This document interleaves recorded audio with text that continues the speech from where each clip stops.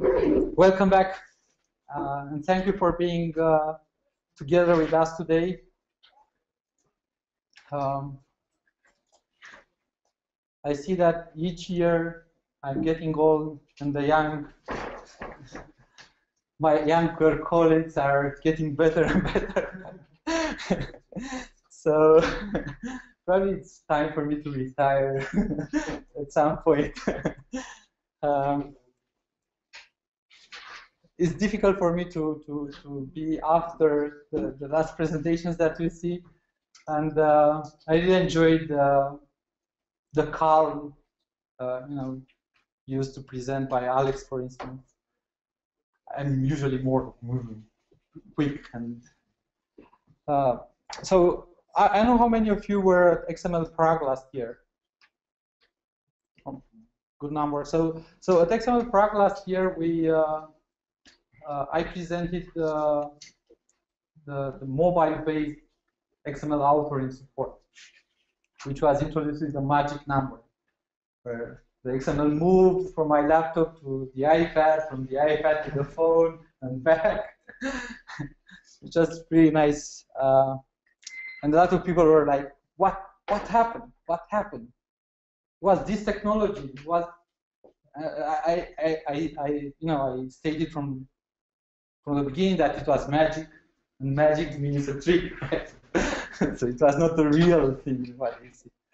But so because I don't care much about that secret. Basically, it was the trick was that the browser can move when you swipe forward and back, and I had an empty page, and then the actual page was on the forward or back, so when you swipe, you get a page actually coming into view, and then another blank page. So when you swipe again, you get again a blank page, and the other was black and the page. So you get this magic trick of getting from one device to the other. So at that point, we had some basic the rendering support, some basic editing support, and some review functionality. What is the oXygen web app? The oXygen web app basically runs the oXygen author on a server, and instead of having a display to show the document, will allow you to connect with the browser to that server.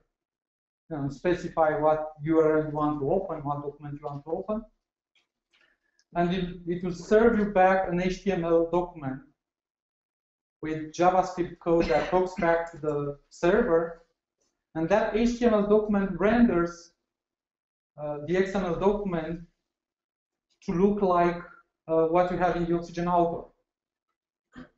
And that JavaScript code implements the behavior part, so how you interact with the document, right? If you change something, you see new characters added and talks back to the server to tell the server there are new characters or something is deleted and so on. A new element is inserted and so on and so on, right? So you can think of this like a remote display pushed to the browser and oXygen running on the server side. And we presented this on mobile because we developed this mobile first, but it's not only mobile. It works on mobile, but it works on any browser across devices, basically. So oXygen is multi-platform.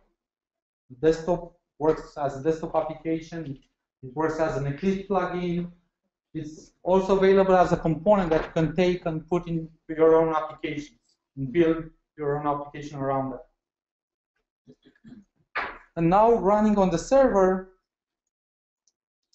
it's available also across devices. So not only different operating systems, but also different devices. Any HTML5 and JavaScript device that can render that can be used to see and interact with the document.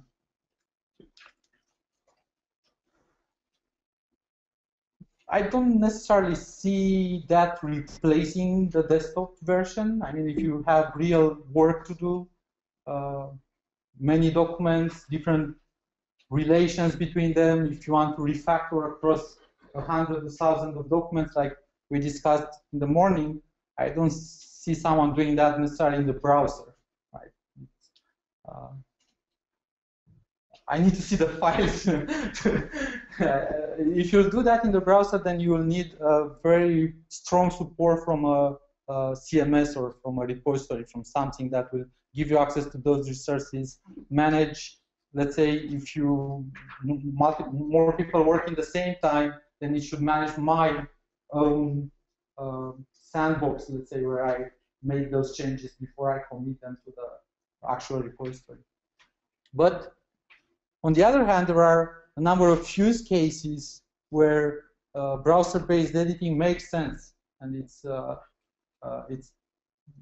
useful, right?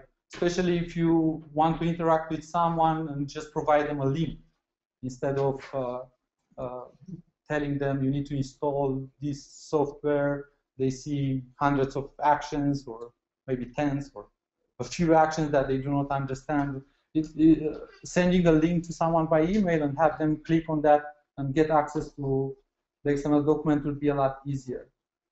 For review, initial data collection in XML, data entry in XML.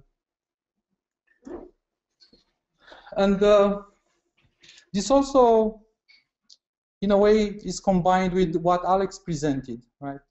Because if you go for a browser-based interface, you may not necessarily want the same user experience as the desktop. When you have toolbars, multiple rows with many things, many side views, maybe too many side views, you may want sometimes a more simplified user interface, but like bringing actions within the document, bringing information within the document. So the document is the user interface. Not you don't necessarily need to have all the other parts. But again, there are use cases and use cases, right? So on the oXygen website, we have this oxygenxml.com/webapp, which is publicly available, where there is some information about the web app and a link to try it online, and a video demonstration that shows what it is, and pointers to the SDK. Again, this is not a final application. It's part of the oXygen SDK, together with that component and with the API that allow you to build what Alex presented, for instance, CSS filter or things like that. But we also provide a number of sample applications of this. So since last year, when we didn't have too much, or apart from the functionality itself, we have now available an integration with Dropbox, an integration with Google Drive. So basically, you can drop data or documents on your Google Drive or Dropbox account, and then use the web app, which is available from here. So when you say try it online, so if you click on this try it online, it will get you to this page where you have a number of examples: a data map, a dogbook document, form control, XHTML, TI, so a few documents, but also these Dropbox and Google Drive links. And one trick is that you can map Dropbox or Google Drive as a code folder in your computer. You have an application that will give you, on my Mac, it's the Dropbox folder, is a code folder, and synchronized automatically with Dropbox. So whatever change I make to files in that folder, they are automatically updated on Dropbox. And then they are visible through this interface. So if I click here, then I get access to my Dropbox, and I can browse for a sample, let's say. We choose, for instance, a data topic, and then we get that in the browser. I can also go to oXygen and so this is a hot folder Dropbox, and I can browse for the same file.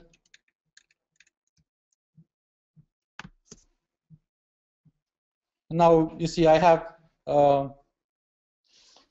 the same file opened in oXygen and in the browser, right?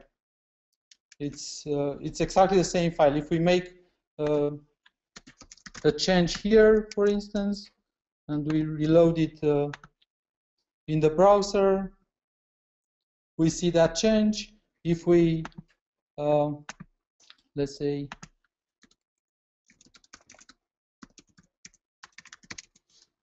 and save it, and then we go back to oXygen, we see the change in oXygen, right? Because behind that, the Dropbox application synchronizes the folder, uploads or downloads the file. So right now, basically, you can use this service that it's available on our website as a sample. Drop your files on Dropbox or upload them on Google Drive, and you can have access to those files from any device. So last year I presented with the iPad, with the Android phone.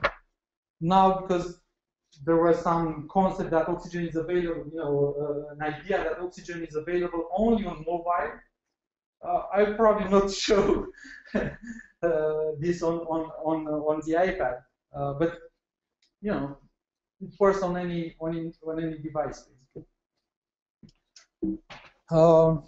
So, as I mentioned, there are a few use cases where this is very handy. So you receive a URL, and then you can see, you know, changes and comments made by different authors, right? So they are highlighted in the same way they are presented in the desktop version. Right? So you get the chance to review, accept, reject those changes, or make new comments. If you are using the iPad, then you can use speech recognition to comment, or you know, different. If you are using this, you can use handwritten recognition and so on. So you can use different device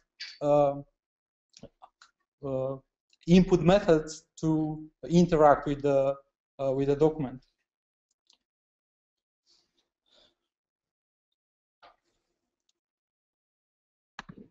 The changes are also presented on the side here, and it's interesting because you can swipe on a mobile device. You can swipe to get the accept, reject directly on the change here.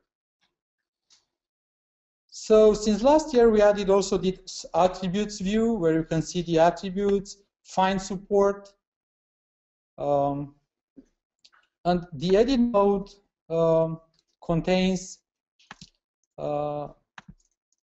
also toolbar actions. And the interesting part here is that there is nothing developed necessarily specific for the web app. It's the framework that's built in oXygen that's automatically available for the web app. The operations from oXygen can be annotated that they are web app friendly, for instance, and then they will automatically appear also in the browser. So the development for is not duplicated. The development effort is not duplicated when you want to move from desktop to Eclipse or to the browser.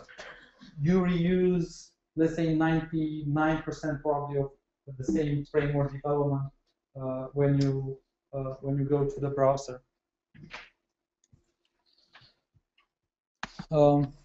So the user interface basically uses more or less the same simple concepts for editing. that is typing for text and enter for markup. So if you press enter, you will get the same pop-up that says you can enter here this element, that element, you can split the paragraph and so on. Right, so the same editing concepts that are available in the author mode.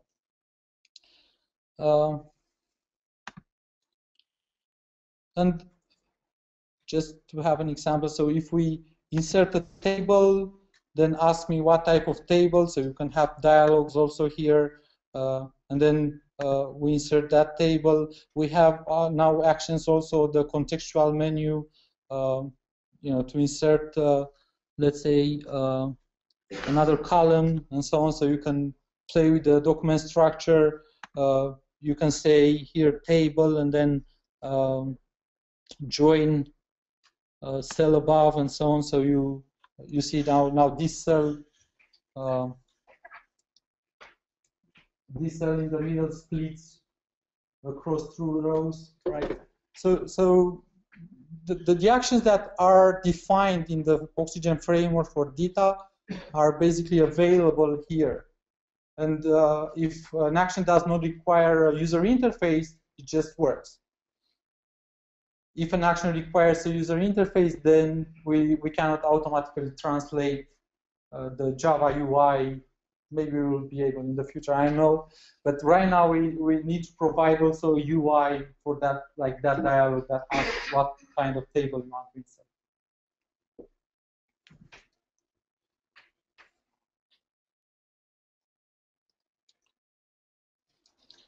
So we will improve on this so that the desktop experience, in a way, will be not necessarily the same, but close in this web-based editor. That is very close right now, having actions and you know, the normal editing already works. But what's even more interesting is that if you work with the user interface as Alex presented, and you bring in hints in the document and you bring actions, then you don't need to go to these side views or anything. So, and then you can use the document even on an iPad, because you don't need so many things. You can interact with the document just by tapping on the screen. On GitHub, as I mentioned, we want to put a number of example projects that show how you can configure oXygen to get a specific user experience. We want to have many such examples, and we will put also the data task example that Alex presented. And I already added a project that I've been working on that was a take on how can we have a user interface to create a book. It was a specific book that was created from kind of little topics described in different terms. Right? So 2 pages for each term with different information. And this project is made available on GitHub under oxygenxml.com/languagebook. So on github.com, if you say /oxygenxml, you will get a quite large number of different projects, including the connector for Dropbox and Google Drive for the web app, including here the web app integration also integrates the web app with any WebDAV server.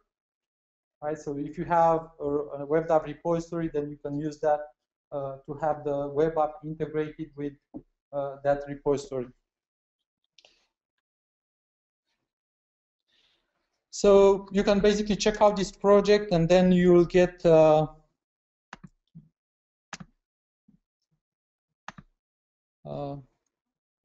something similar to what I have here, where I have a number of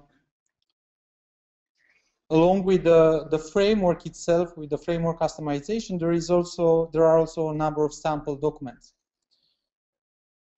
And here you can see the text mode, it's basically a simple document. It's not DITA, it's not docbook, it's not TI. It's just I just took some XML element that made sense. Oops.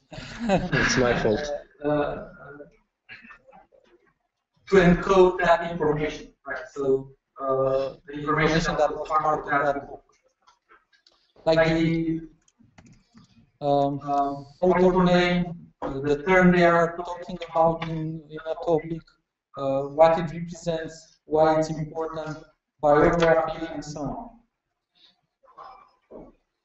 But if I switch this to the output mode, then I use custom actions to bring in these buttons in the user interface, and they publish this information on a card, in the book, and also on the website. So there are, and in general, you may have a document with different views or different parts of that information will be made available.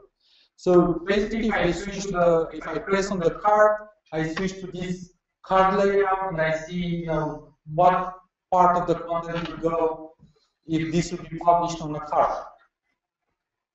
What part of the content will go into the book, right? And here's the entire content that contains also a picture and some additional information. So these additional resources are part of the book, for instance, for the audio part.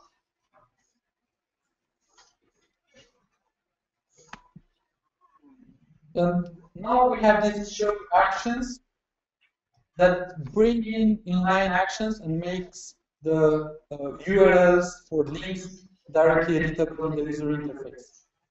Right. So I do not need to go to the attributes panel to edit href attribute, for instance, right? So in this mode, I can interact with all the information from the document directly in the document itself. Well, in oXygen itself, we also can use this kind of, like, when you have the focus within an element, then you can change how that looks like, right? So then you can make the href editable when you click within a link text, right? So if you click within a link text, then the href is made available. Otherwise, it's not available in the interface. So that's also very useful. I don't know if you want. If session IDs are meaningful, right? Why have the users go to the attribute side view?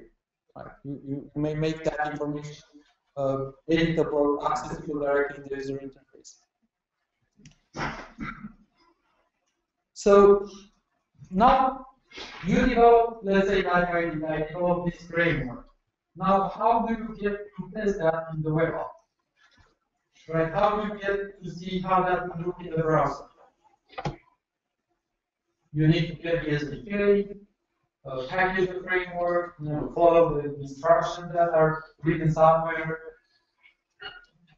sign maybe everything with the certificate, see what that means, I don't know.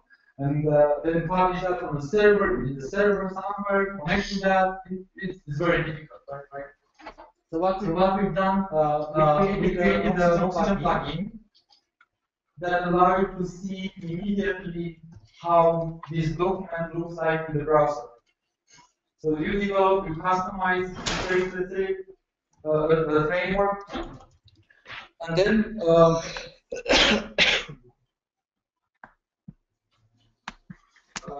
this web app plugin, which is part of the SDK.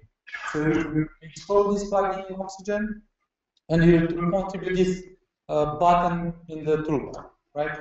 So I have this document open. I click on this button, and it starts a local web oXygen web app. So it's a Tomcat server that runs oXygen Author. But this is configured with the frameworks that I have in my running oXygen instance. Right? So this is configured with the frameworks that I have in oXygen, in the desktop. And it brings me here. We identify the IP address and so on. It brings me here two buttons. One for opening the document locally. Right, so I click on that and I see the same document, the current document from oXygen in the browser. Loaded through the local oXygen web app using the same frameworks defined in my desktop oXygen. And you can see here the same buttons. So I can switch to the card layout, to the book layout, full layout. Sorry. And then when I say show actions, then I have, I want to add a list item and so on. I do not need to press enter, select the list item and so on. I just click or tap on that button and I have that document. I want to delete it, just click on that and remove it. So we made it really easy to actually test and see how a specific customization that you made for a data document or a document will look like if you access that to the oXygen web app in the browser.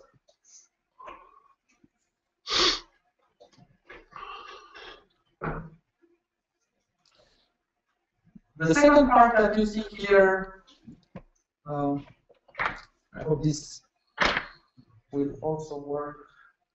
It's really handy if you, I hope it's in the same network. Because you have a URL that points to this document, but with the IP of,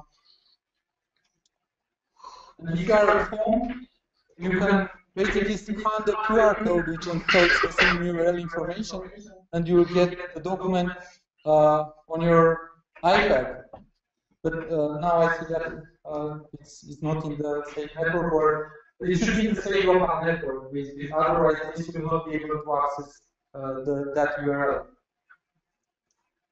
Anyway, so in a way, you can have the document on your desktop.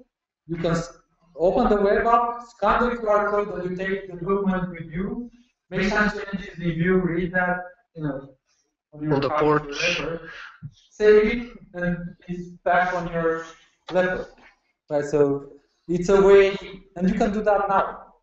Right? With oXygen 16.1, you can take this plugin, the web app plugin, just press a button, and then scan the QR code on your phone or tablet, and you will take that document and you click save. It will stay on your laptop or desktop machine, right? So that's for casual home usage, let's say.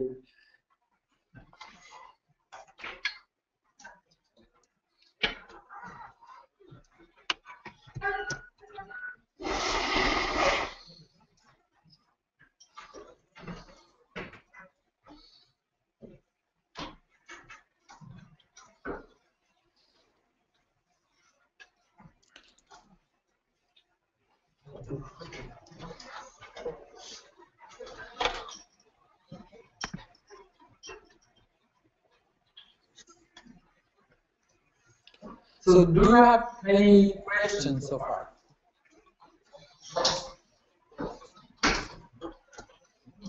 Would you consider using web-based editing? Is that something that interesting, or you just want, let's say, desktop?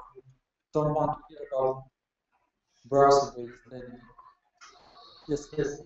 It's interesting. For example, we have editors that work from home, so having this kind of stuff is interesting. I'd like to know, is it working only for data, or can it work for any kind of schema? Well, as I mentioned earlier, this document that you see here, which is also available in the browser, is not notebook, it's not data. It's some document, some schema that I just made up. right? Show the structure. Yeah, so see this has author term, why elements that are not just I developed a reduction schema. Yeah, that defines the structure of this document, and then I developed a CSS that provides the rendering of this document. And then I developed a few custom actions that I can then bring in the user interface. The custom action means either as Claudius presented, or Alex also presented something that can be added in line. But in general, it's not that difficult. It's in the user interface, we have this graphical user interface that says, if I want to, let's say, let's look at the strong action, right? That makes something bold in this case. Says we provide this way to define a custom action. So define an action says in this context do this operation. Else in this context do this operation. Else in this context do this operation. And the context is defined with X bar. So you can say if I have a paragraph that I press one button, I do something. But if I'm in a list and I press on the same button on the same action, I do something else. If I'm in a table and I press on that button, I do something else. A very clear example is inserting a list item, right? If you are in a procedure, you want a step. If you are in an ordered list, you want a list item, and so on, right? But semantically, it's also a list item in both cases. If you think like procedures and steps.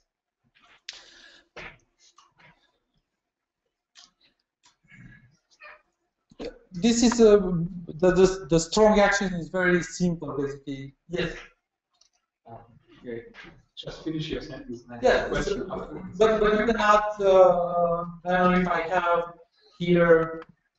Yeah, so the paragraph is a little more complex. Has two conditions, two different behaviors. But in this local file, we section and we have section 1, section 2, section 6. Then it gets more complex. But it helps because you do not have 6 different buttons in the user interface to insert section 1 or section 2 and so on. You have just insert a section that inserts the right section for it. Yes. So I find web-based oXygen editor enrichment is very useful. And I wanted to ask how concurrent access of multiple users to the same document is handled right now.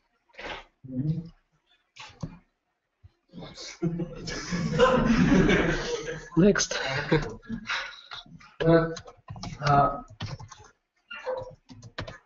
We are a component, and that should be part of the solution. This is not a solution again.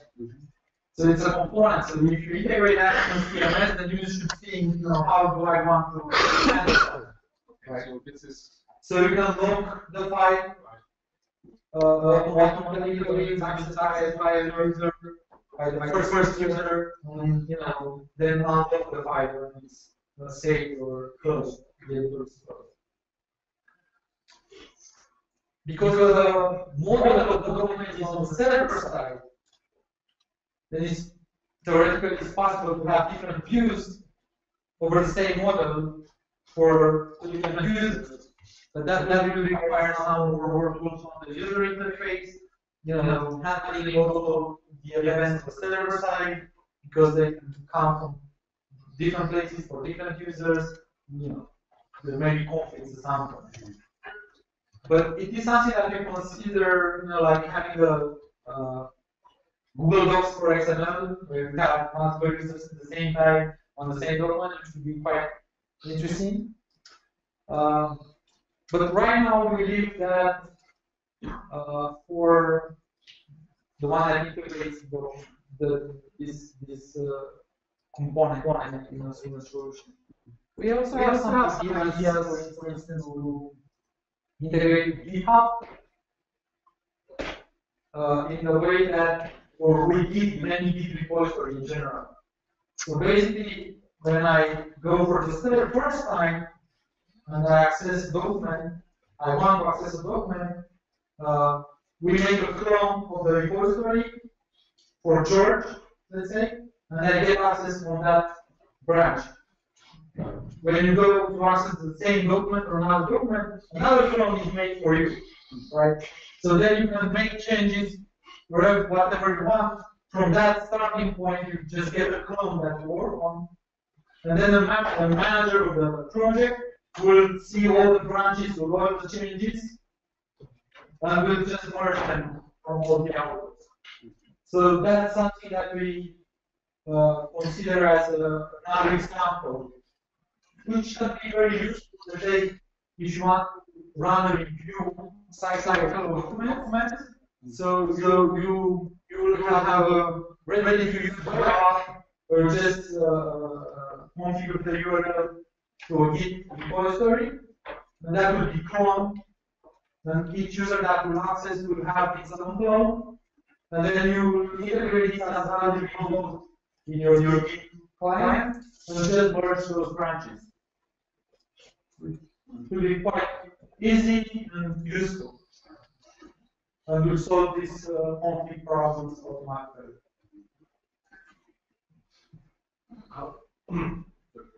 Right now, I mean, that synchronized going on between the server and the remote document. Yes, when you connect to the server, you receive back HTML and JavaScript, and that JavaScript talks back to the server wherever you invoke an action, right?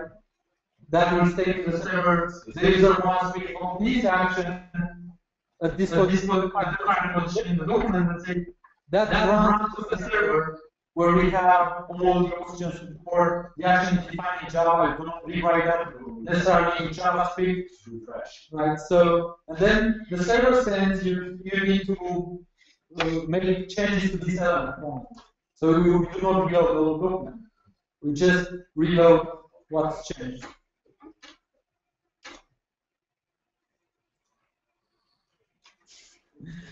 Because that was one of the main ideas to reuse what we already have developed for oXygen for many years, right? Because otherwise, starting from scratch, it will take too much time to develop the entire stack of validation and so on and so on. Table support, for instance, it's a huge problem to solve. And you already solved for GitHub or Dogbook.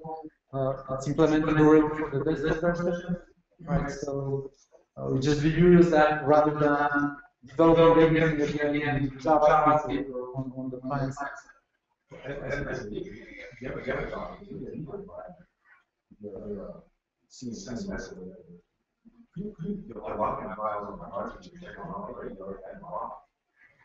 How would that mold out as also accept that and have the node checked out and it's exported or it's been done already? Sorry, I was not able to follow you. I'm thinking, okay, you guys are really a web space, but if I take a document from my server, say, I are using something like that, or Jenkins or some kind of version of it, and the files are blocked. Have you guys tried something out? I'm the same document source from lots of source. That should synchronize too. I would expect it. So again, the web app just runs on the server. So if the file is can be written and the user triggers a save, it will be saved. But then we have an API that will allow we have these examples that show the Google Drive, Dropbox, and web app integrations that show you that you can control what happens. When you say you get a control. So anyway, we also have a number of content systems that are working on integrating this with their CMS, and they will provide this kind of resource management, logging, and so on. Yes. Does it have to, or is there an auto-save feature there, or has the user to save always explicitly a document? Because there would be a lot of problems like the connection that things could happen, so that maybe changes the loss. How do you deal with that?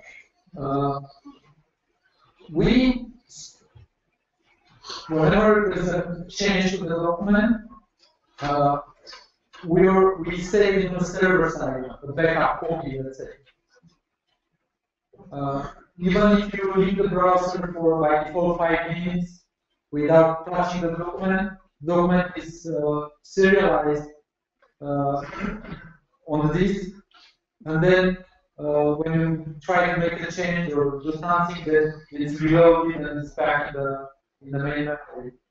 We also run some stress tests on this with C200 component, simulating changes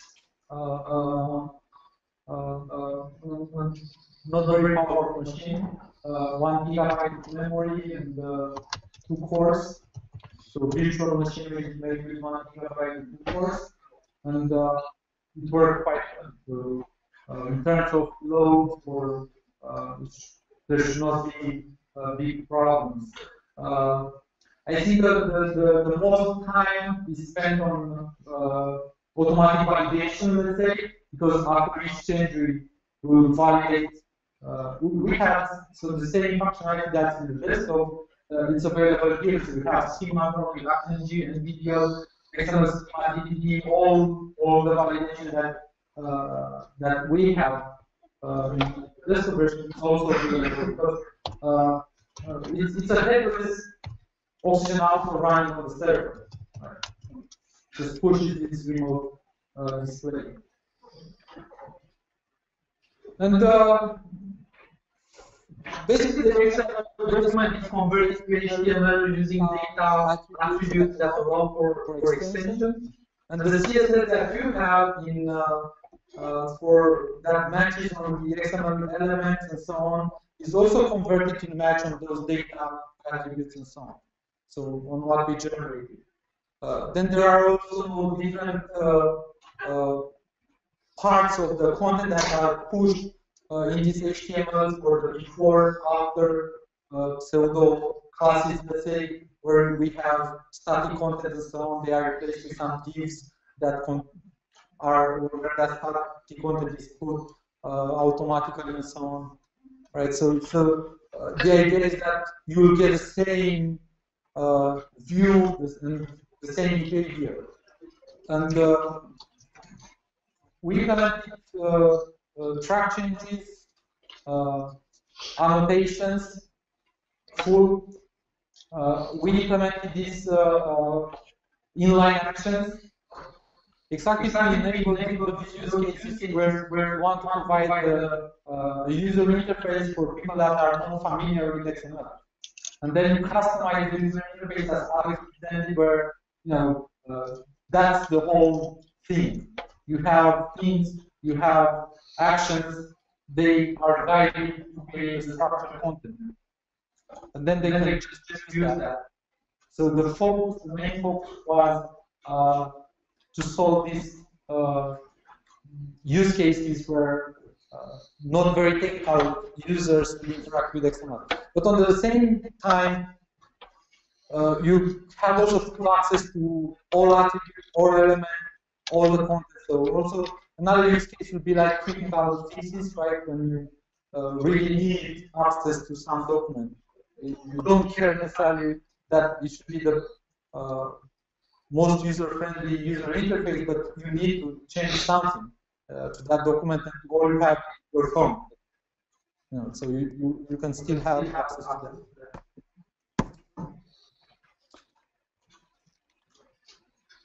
Yes. What's the status of this project? And will you make release? Well, it is released for 1 year. In a way, it's part of the SDK already. I think it will be kind of more officially announced, like a release together with oXygen 17 in a couple of months. Right. So as part of that, we will. And at that time, I also expect 2 or 3 compliance systems to already include it as part of their offers. But we also want to have this, so if you have this casual home user, let's say, where you have this plugin and you can try it. We have also this service, which is right now it's free, but it's not a very powerful machine, right? Maybe at some point we'll access that, a stress test, like stress test how it handles that, right? So, but you can use that now with Dropbox and Google Drive if you want, right? So that's available. I don't know. Would you like to have that as a subscription service, for instance, with the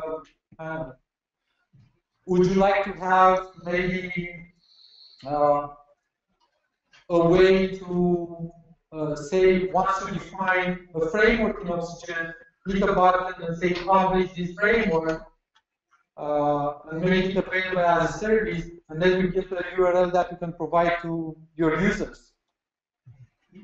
Maybe together with the Git URL where you have your files.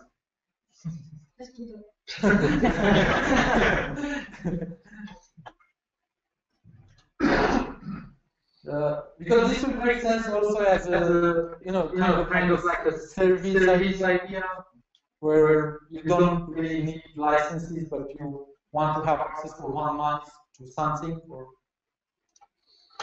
and also for as a service in the way that you do not need to deploy yourself everything. So you will just say, okay, this is my beta customization or my new XML whatever. I have the CSS, I have the actions, I'm happy with how they work. I test that with the web app plugin and see how it works in the browser. And then I just push a button, and it's a service somewhere that I can use to have my users access the same and share the same functionality without actually deploying a server and building everything.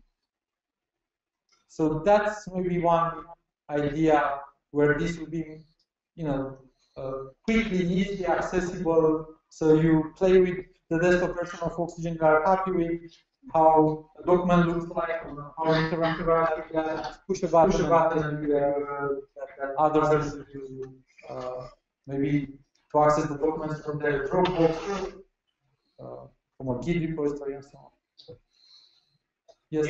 Yeah, I think it's very interesting. It's very interesting as well for users who have very restricted access rights to their computers, so they're not able to install anything like or any kind of software. So unless they're going to stuff. So that's a way just you just can provide them with some editing functionality. So this basically does not require on the client machine too much, right? So HTML, JavaScript should be all the requirement on the client.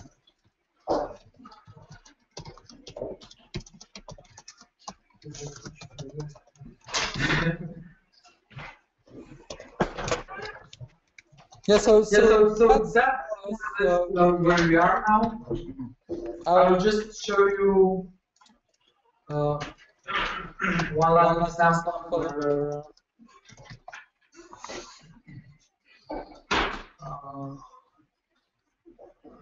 an oXygen user, Marcus Player, played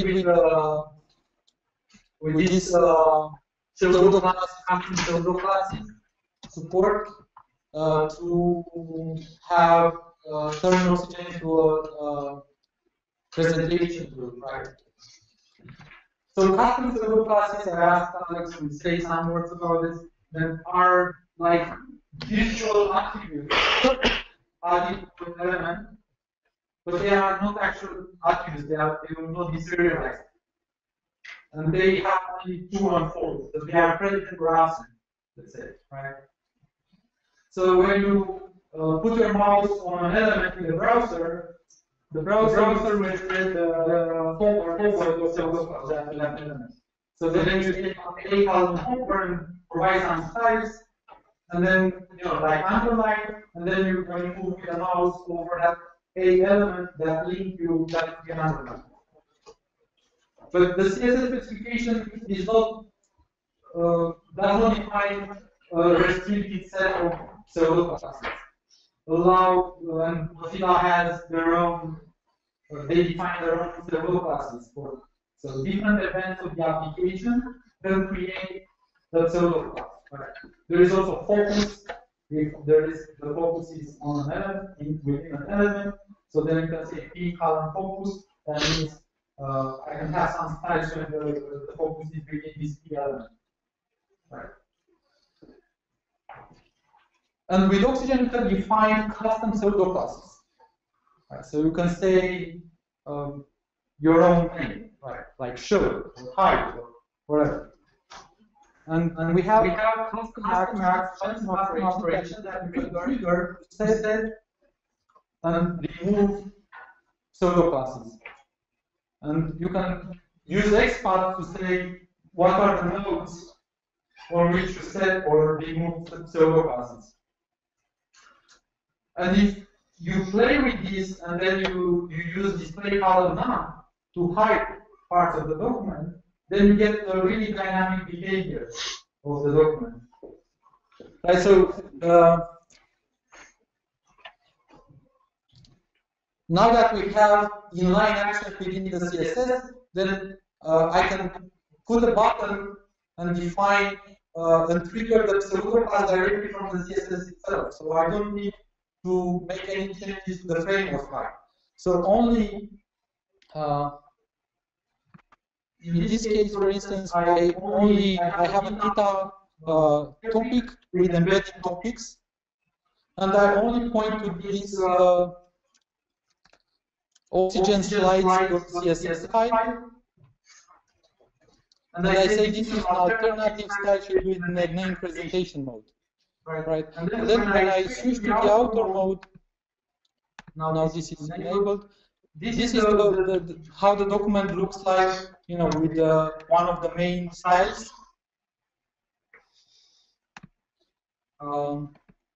These topics are collapsed, but are folded. But you have a document with topic with embedded topics, and then if you switch to this presentation mode, then you get these actions here. Display actions, right? And this is put on hover. So when I'm over a topic, I get this action. If I click on this, then oXygen will hide everything except that topic. So at some moment, these actions basically set a hide pseudo class on all topics except the current topic and the path to the root. So you get, and the next action moves and makes the next topic without hide, and the rest of the document has the hide pseudo class. And a topic column hide will have display none. So the information is, you present only the topics up to a specific leaf topic. So then you can move from one topic to another and have also the context of the parent topic, the title of the parent topic. Anyway, but this customization works also in. So if we open this in the web app, will work also on the web app, right? So I can start, click on this action that will set those pseudo classes, and this will change the pseudo classes so that at some point only everything has the height pseudo class set, except for the topic that is presenting and the parent, the ancestor topics up to the root, right? So you see a leaf topic, and then the title of the parent and the title of the presentation, basically, of the top topic. Anyway, just another, that the functionality that we have in the desktop works also in the web app, basically, without many changes. And this uses also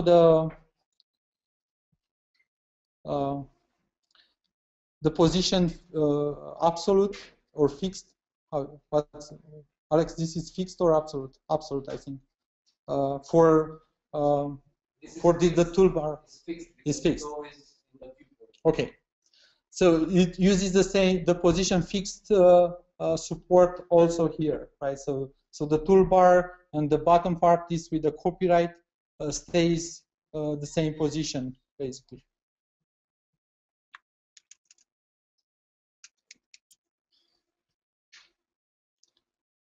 Okay, so I think that's what I wanted to say about the web app. So we have some ideas to move this forward. It will be available.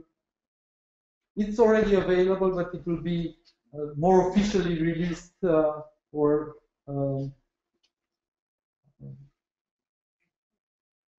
made more available to people together with oXygen 17 in a few months. Now we can move, I think, to the last session.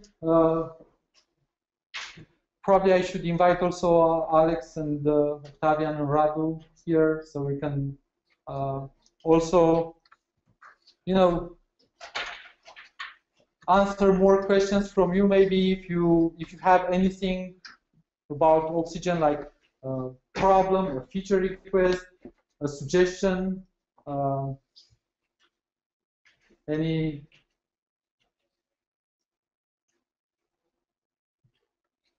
Maybe Alex can also tell them what you wanted to say about the new functionality that we are working on for 17. So a new feature in version 17 will be the autocorrect support for the auto mode. This is something that was requested quite often over the years. So I'm glad that we finally got the time to do it. So you probably already know what autocorrect means. So just like in any word processor, you have a list of misspelled and correct words, and when you write a misspelled word, will automatically be replaced with the correct one. You can also use a dictionary for these matches. We also support OpenOffice, LibreOffice autocorrect lists, so you can just drop them in oXygen and use them. This is also useful for special characters, so if you type dash dash greater than, you convert in a special arrow and so on. We should talk about the new features that will be. Another new thing that we've done, we have a few operations that can be performed on table columns. So you can select a table column, and then you can drag and drop it in a different position. You could already do that, but now if you invoke the surround with operation like bold or italic, it will process each individual cell. So again, something that was requested from our users. The idea is that if the element cannot surround the cell, it will go within the contents of that cell and try to be applied there. It will be schema aware. So. I will also be interested to find out, how do you use oXygen mainly for development, maybe also for authoring. have you customized it? How many users you have? So if you have, you know, some no one. I have a design already before a few years ago. I would like an extension of the text-only mode with the print without spaces. You can use Ctrl+Shift+P and then the document is formatted, and then you get a lot of extra spaces. Yes. I want the same effect without the spaces. So that I see the structure of this now, but my document does not get corrupted by extra spaces. Yeah, I know Philippe work on that. Because you do a line graph after each of your work. Yeah, so basically it will be like, you know, at the left of the document, this line is straight, right? Yep. It will be like, this will not be a straight line, but it will be, you know, pushed either to the right or to the left, so that when you look at the document, it looks indented in a way, right? Something like that. You want to easily view and edit the structure. You know where you are. Things can be complex. Bar files, these files, XML files would be really helpful. You can use CSS to style it.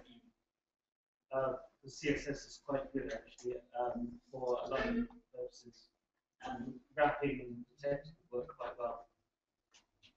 But it does mean kind of another view probably. You still want your conventional editing views as well. Yeah, so we also played with the during one of the breaks.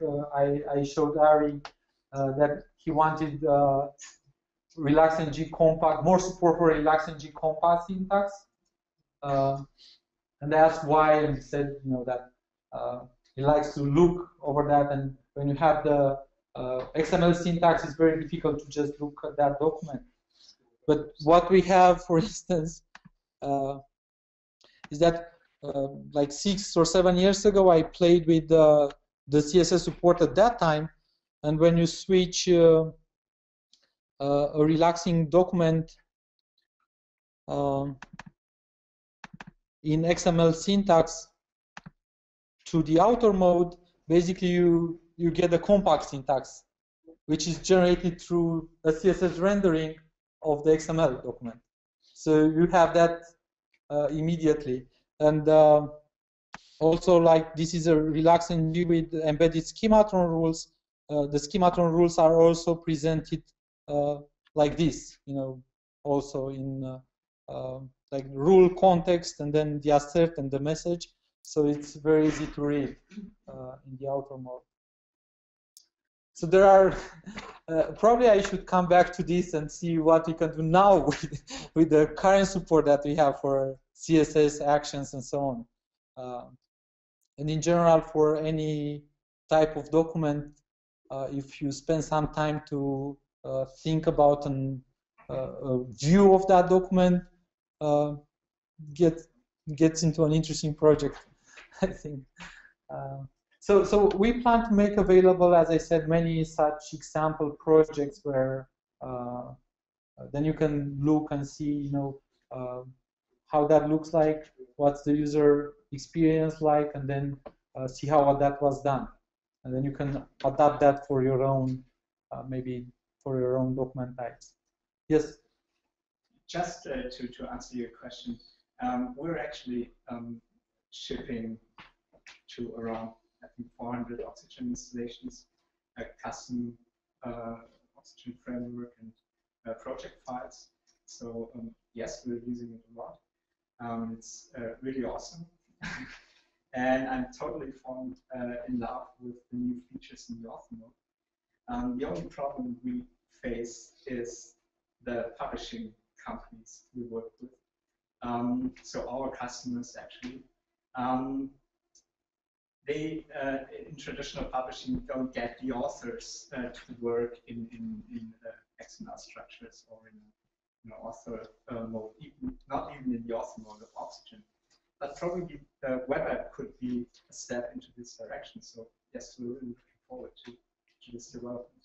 I mean, you can just say, okay, you can create this in Word, let's say, or try this link. Yes. Maybe it will be easier. But that requires some upfront investment. You know, you cannot just build a very user-friendly interface generator for a document.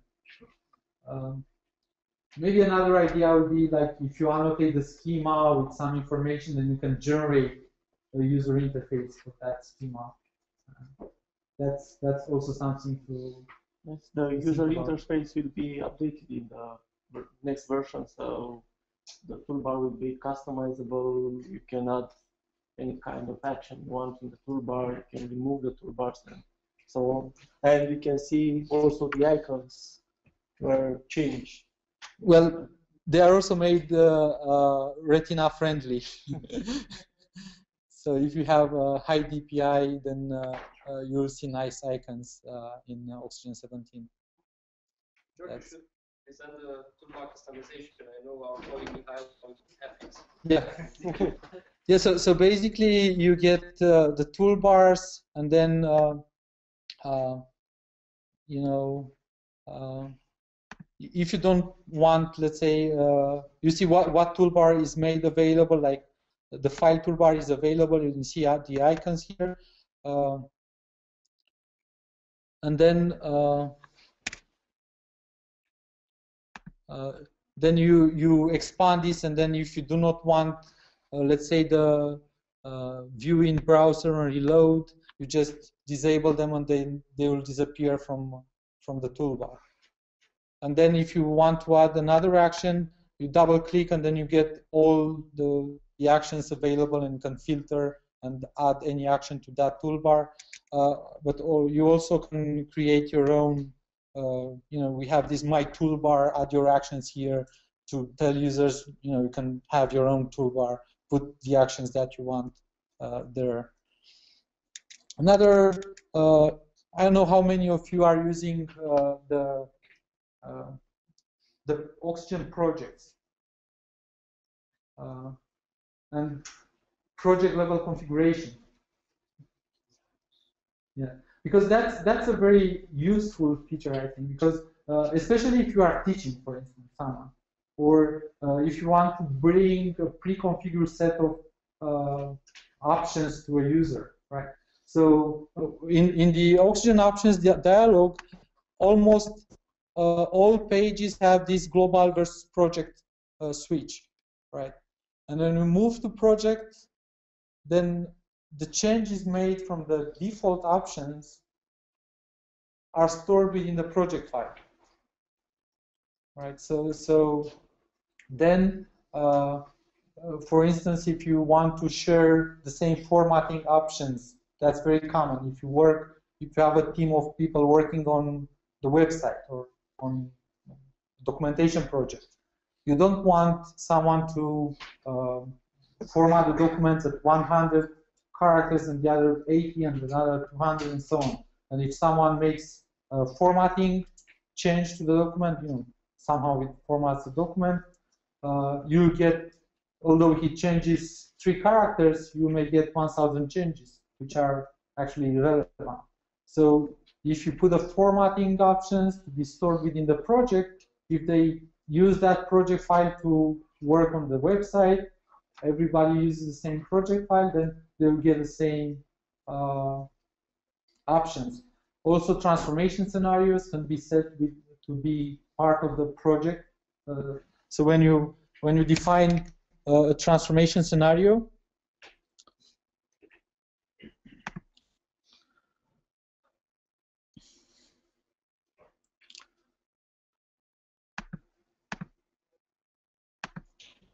right, with this, when you create a new transformation, you see also global project, right? So if you, by default, scenarios will be saved within the project file, right? So if you want, you know, to define some publishing scenarios for your project, you can just define that scenarios at the project level, and all the users will see those scenarios. Can I enforce that with the password? I don't know. to make sure they use the project options and not something else? Well, they will use the project options if they open the project. Yeah. If they open the file, but they have another project, then no, it's the same project. They might mess around with it. Now that you let them configure the toolbar, I don't want them to. If I take out that bold and italics buttons. Well, if the project is read only, then they will not be able to save the project file. This is kind of a lock. Yeah, so if you set the read-only flag on the XPR file, then they will open the project, but when they will try to make a change, that will not be saved. So, and we expect that they don't know how to change that the read-only flag on the project. Yes. Is there any chance to kind of merge different project, or no, kind of merge your own options in project and the project file? So some of our customers to which we deploy a project file use their own master files or folders in the project, like you have. But next time we deliver an update, the project file is overwritten, and their changes get lost. So is there some possibility to keep their custom changes? I use SVN for this. I use the SVN. So if I have a project and I work on it, then if you use SVN file, some version file, okay, then you can just merge it with the file. So when they update, basically, they can manually merge that. No. If they don't make. But maybe when you do the update, when you deliver the new project, you could have a script that reads the master files. And it's not yet. So if we use shared project files and put them in our version control system, one slight problem with them is if people use different versions of oXygen, then we have problems with the project file version numbers and get needs. And every time people change, we have problems with the version numbers changing all the time. We can use that project file. Yeah, probably we need to think about that because I don't think we use the version number from the project file in any use, really. I don't think it's just like a declarative information, but it's not actually used by oXygen. It's like, oh, this is a version 5 project, then we should do this. It's just there and it's written on serialization. Probably we should not, either we should not change that, or if a project was made with a version, maybe it should remain somehow. Yeah. At least if you don't make other changes to the project. Sounds like you need development to experience. Just a little thing. Yes. I'm very fond of the XPath history and the XPath favorites, but I didn't find out where they are stored. When I update my project file or update the oXygen version, they are lost. Is it possible to store them in the project file from start with you? I think so. We have information stored in your global options, which are in the user home. Is documented in the user guide. Depends on the platform. And then there is information stored also in the same options area, but which is associated with the project. For instance, so it's not stored within the project. It's stored in the options area, associated using the project system ID as a key, for instance, right? As the key for that set of information. And so if you rename the project, that will be a new key, and those will not match. Such information is, for instance, the open files that you had for a project. So when you switch to different projects, it try to restore the state that you had, like what files are open and where was the caret in the file. Yes, so but the key is the project file. So now if you move the project file, then the key is different, and that information is not found anymore. Probably the XPath history is also stored. We can talk Associated with the current project, and if the project, you change the project, then we do not find that key.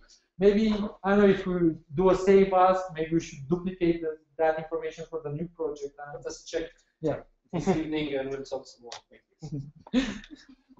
Maybe two other interesting features in the development part are the PTP on query documents that will be available in the next session, and also you can change how the application appearance by adding support for themes.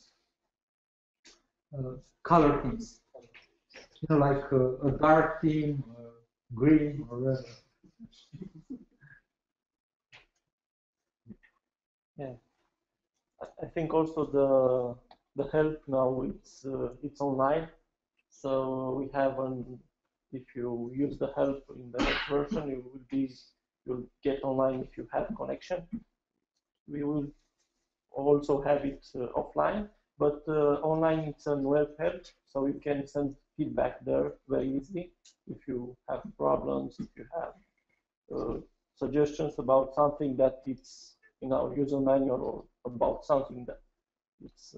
So basically, when you press F1, we'll prefer to get you to the online version of the help, which is published as web help with feedback.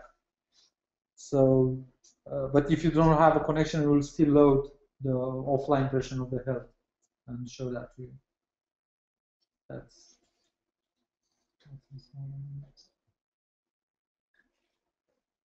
What do you think will be needed further on the development part? For developing, what would you need? What tools would you need further for developing with XML? Well, not particularly XML, but it's been a while that I've tried oXygen plugin development, but I think I experienced that the API for text mode, so what the developers most likely use, in comparison to the API in YOS mode is really small. So I think it would be nice to have a bigger API for the text mode to write plugins and extensions for the developers, for those who work in text mode instead of YOS mode. Mm-hmm. Yeah, that would be. So we were thinking about that, for instance, like under the hood, getting to the outer mode, triggering an action, that does whatever, and getting back. Like you are in a table in the text mode, but you want to add a column, right? It's very difficult to do that in the text mode because you need to change in 10 places, the document in different places. So probably it would be easy to have a column and have the markup added for it. So that's a possibility. Another possibility would be to implement these default operations. Let's say mark them with some interfaces that says I know how to work on the outer page, I know how to work on the text page, and so on. So then when you define an operation and an action, and that action uses operations that also work in the text mode and in the outer mode, then the action will be available also in the text mode, right? Like insert fragment. Yeah. That can be implemented to work also with the text page, not only with the outer API, also with the text page API. In the text mode, we already have the tree, the outline, so we also have a tree structure. We have actions to make changes that are used for prefixes, right? To make different changes in certain fragments, in certain attributes. So we are almost there. It's not published. You can execute XML right now on the text page and just get nodes and offsets. you write a more advanced layer on top of that. But it's also not enough pressure. There's not enough demand for that. Yeah. There are so many, you see, so many directions, so many interesting ideas, so many things that you want to do, and then you need to decide. If there is no enough pressure for that, then other things take the priority, and we go and go into that direction. Yeah, sure. So I'm very excited, as I said, with this part that Octavian worked on, also in prefixes and schematron prefixes in special, right? Because it closes this circle where what Alex presented, you have the nice user interface, then you have the schematron messages, but then the user is left to do manually the fix or what you told them. So with the prefixes, then they can also have the trace, right? Because if you have a grammar checking, or you are not satisfied with only the message, you want to right click and see, what options do I have for solving this, right? So the same should be available also for XML. Since we've talked about plugins, there's another small feature that comes to mind.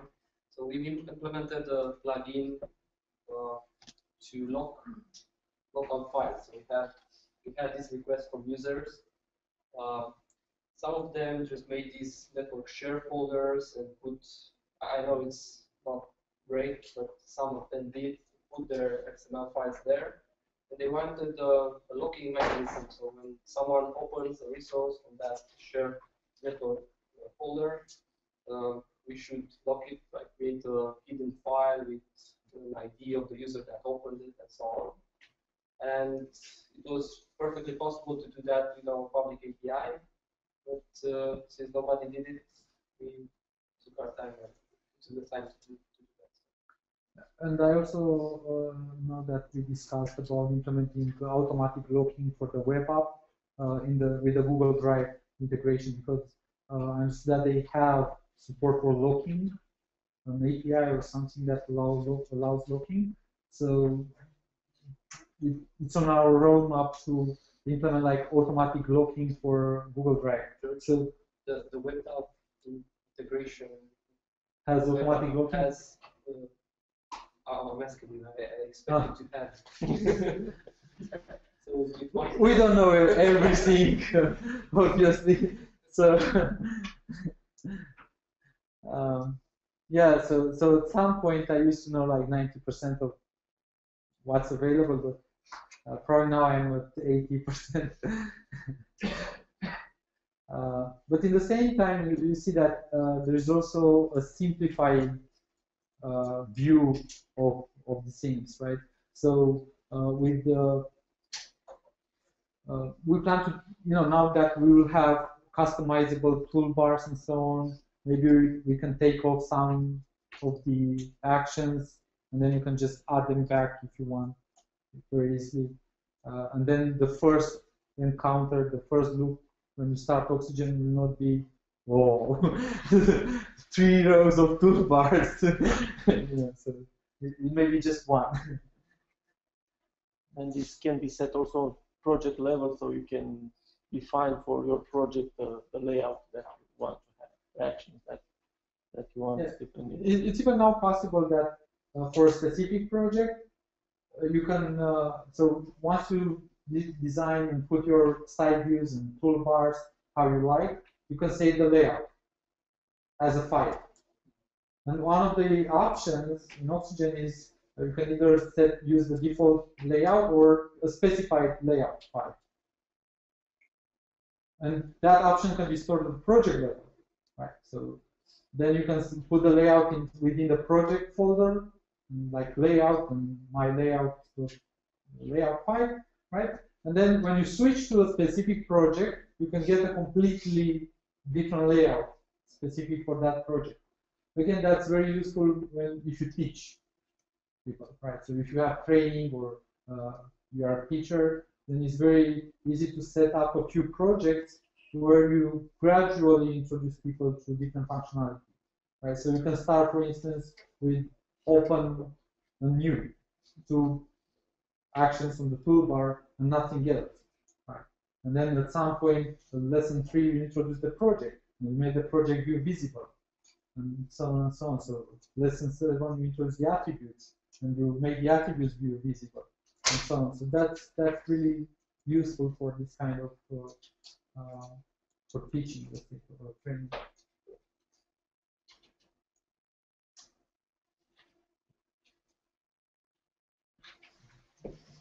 Will we get a GitHub client? Git client, I mean. Yeah, we received these requests quite a lot, but on the same time, the SVN client that we already have does not get back the cost. You know, I mean, the SVN specific licenses do not cover the development cost, right? So it's a very difficult market, let's say, to develop yet another version client. And I use the source tree from Atlassian. I'm very happy with that. I don't know if we will compete with that in a way, how much development we need to put into that. And then some of the requests say, oh, but we do not need a full client. We just need 3 actions. I don't think that's a real use case, you know, because when you have 3, 4, 5 actions, then there will be requests, why you don't do this? We need also that, and that, and that, and that, and that. So you will end up with a full client. And in the same time, we have still on our roadmap these XML specific features, you know, and these directions with the web, and because this web app is actually we worked about 2 years on this. Right? So it's what you've seen today is the result of 2 years of work, on top of another 13 years of work on oXygen. Right? So it's you need to decide: do we make a Git client, or do we make XML operating in the browser, for instance, right? So which one you I know one of my customers who, in the selection process, one of the benefits of oXygen was subversion client. Yes. Then the other people said, why? Are you going to use subversion? The rest of the people in this building use Git. Yeah, so Exactly. Well, we will think of. I mean, there is also the possibility, right, to, as I said, I do not have any problem working with oXygen, and I also use Git for all new projects, right? But I do not have any problem switching to source tree to synchronize or, you know, switch a branch or whatever.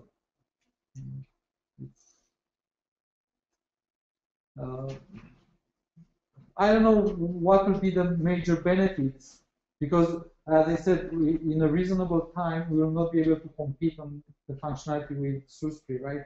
see your point. So,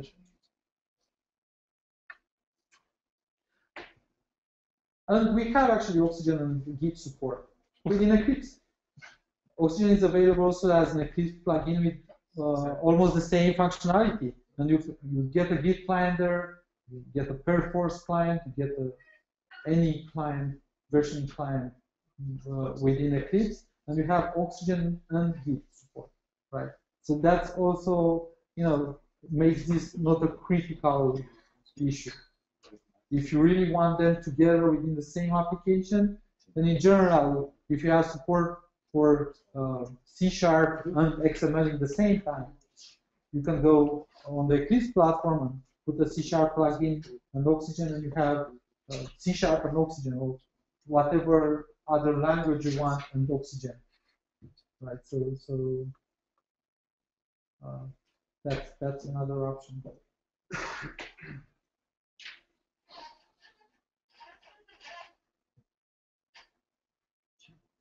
I'm curious. Have you guys encountered requests for associate like XML documents, docbook, or do that with like requirements tracking. For example, we have like a series of XML documents, and we have a main document where we swap the attributes, but they're tested. Each set of attributes actually get tested, and they're tracked to testing requirements. And it'd be nice if we could like there's some kind of like an ID, an element ID that map that would be unique for the catalog and keep track of. If we have our attributes file, we know what goes into this set. We probably see tables on these columns, but we'd like to be able to track that. Well, no, we haven't received that, and I do not understand the requirement completely, so I cannot say what's involved or I need a picture. We also had similar scenarios where we want to track in Java requirements management. Yeah. So you have in there quite a lot of content. So for once you have documentation, internal documentation for requirements, you might want to reuse part of that, eventually edit a bit, and use it further with Beta or your own content model. I know two actual cases where they were actually, because one group was the testers were using a Cucumber, and they had actually natural language. Like Cucumber uses like natural language based tests, and when they test and something fails, they can locate it if it wasn't a user interface. And with that, they have like documentation associated with it. They were going with a lot of scripting to trace all that back because they need to show. I don't understand what oXygen should do in this context. I don't know either. So for us, from the operating side, the document architecture, for us it was like, well, how do we keep track of this? Because we assign them unique numbers, but then every now and then we have to re-serialize the numbers because the new feature comes. Or the document gets shifted to a new node or a new project, and an ID changes, and it's like, oh, the test is like, we set up all of our number indexing based on what you gave last month. Now you're going to change them again, and you get really upset. This sounds more like a CMS kind of functionality, I guess, rather than an authoring tool or. Well, it's kind of an ID. It's an ID. It's like giving an ID to the attribute, or giving an ID to text. Because parts of the text are stated, but then the content of that changes, like the value changes. That's the stuff that we're swapping. Always swapping the attributes. So, it's a scalable. The settings are electronic, so how something's set up. They constantly get swapped and updated and like iteration. As I said, it's over my head. I need a picture or more to understand.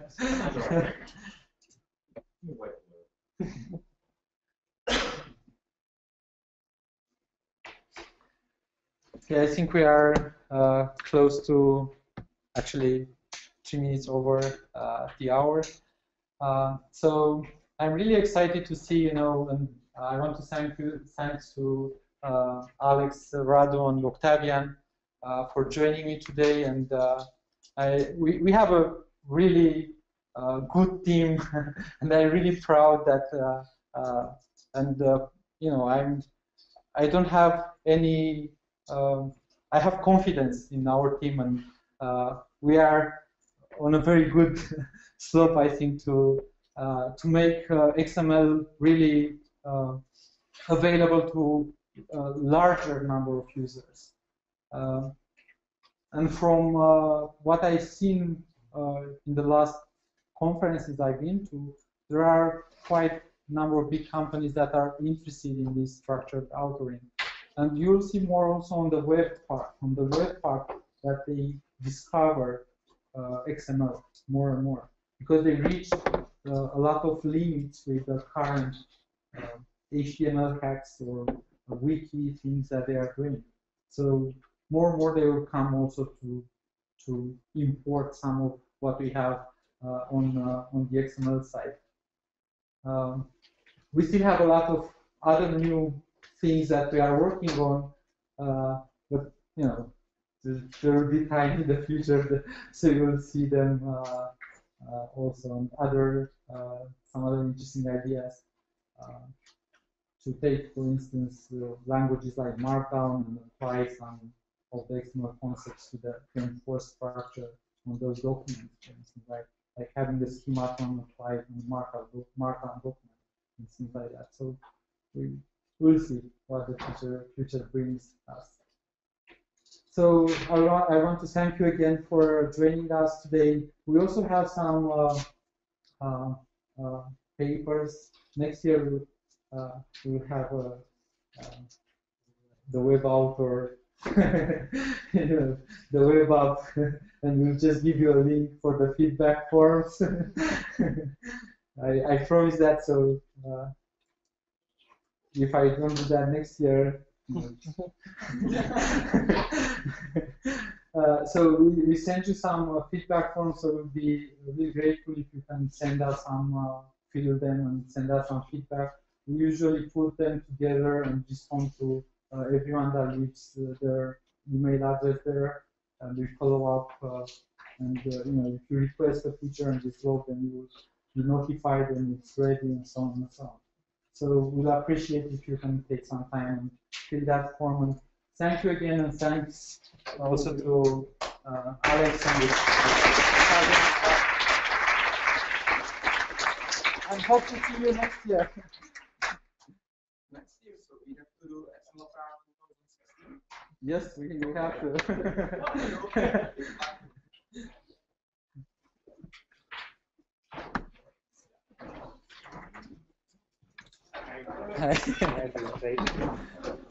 I have a question about the presentation of the web authoring. So I was thinking about to try it out. The question for me is how much time would it take to have a simple app on. So I can quickly explain you the use case. So we work on subtitle format in XML, and normally the subtitle editing is done with binary formats, or the editors with the subtitle format costs lots. Now everything moving into the XML domain, so it makes sense to have basic XML authoring functions for subtitle editors, but as well sometimes in media asset management systems or content management systems, so they can quickly do the quick edits and correction or something like you said. So the idea is to make the really simple subtitle XML available for the web. And so mainly it will just be with the text content, just in-time and out-time, and the text content is styled to reference to style definition, and everything is very similar to CSS. How it is as a whole the whole concept of so the simple version is just to edit the text, have a new paragraph, time it, select some styles, and that's it. The extended version would be to show how it renders, which is quite easy actually with XML because and it's XML because everything is based on XMLFO, and XMLFO is quite close to CSS, so actually we can do it already. So, well, the first step would be to develop a framework and see how it works on the desktop. Yeah, sure. Get the plugin, press the button, and see how it works in the web. Then, if you go and register for the SDK, you will get we have a Maven artifact that will create your own project that already works. Okay. So you have the Maven artifact has packages of frameworks and the web app. So you can, if you change the framework, you put your framework there, that will create and will deploy a web app with those frameworks. So it will be the web app and the frameworks. You have two projects. Then if you put then after you are happy with the framework, you put the framework there, and when you say Maven deploy or whatever it is, you will get a var, the WAR, the web archive, with the frameworks and the web app. And then you put that on a Tomcat. I think there is also a test or something that will start the Tomcat with that, so you can see how that works. And then you move that on an actual Tomcat server, for instance, somewhere, and to give access to others. Something like it should not be that. So yeah, so if you manage to build your framework, yeah, then first, you know, you should be happy with how it works first, and then if you try that with the instructions from the SDK to deploy that, and you are stuck, just write to support, and there is not a major. Oh, sorry. No worries. Thank you, Ilkan. Oh, you're welcome. Thank you for making this great session. Yeah, I'm really happy with all the presentations actually for the whole day. It was really interesting. I haven't seen many of them because I tried something, but it looked like very interesting. Those quick fixes. Yeah, quick fixes, refactoring with XSLT and XML the nice interfaces and what's possible with, you know, the oXygen became a really CSS has a really powerful CSS engine, CSS rendering engine. Yeah, it's almost like it's much like more powerful than what browsers can do. Yeah. Sometimes some CSS working groups say, okay, you should add this because there are at least 2 existing implementations and deployment to oXygen and to small markets. There's also some extensions like evaluating XPath. Yeah, XPath is restored into the content representative. So we're trying to support also before 1 or 2 different. So you can have like different levels of before or after 1, after 2, right? So then the idea for this would be that if you have different static content like hints, actions, labels, and so on, you should put them on different levels so they do not interact with each other, right? So you decide before 5 is for action, before 2 is for things, and so on. Okay. Before is for labels. Will it be like before 1 or in before it will be like something this and thing? Yeah. Oh, that's cool. Hello, I'm Tiana, I'm from Serbia, and we... I've been to Popolni for ski. Really? Just returned. We work data conversion actually for one content name publisher. STM publisher. For scientific scientific papers. They have books, they have journals, and they predefined actually workflow which we utilize.